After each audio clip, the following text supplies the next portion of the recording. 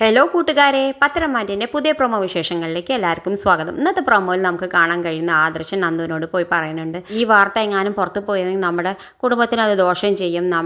കാരണം എന്താ വെച്ചാൽ നമ്മുടെ അനഘയുടെ കുട്ടിയാണ് നമ്മുടെ വീട്ടിൽ വളരുന്നത്, ചന്തുമോൾ നമ്മുടെ വീട്ടിൽ വളരുന്നത്, അത് അബിയുടെയും കൂടി കുട്ടിയാണ്.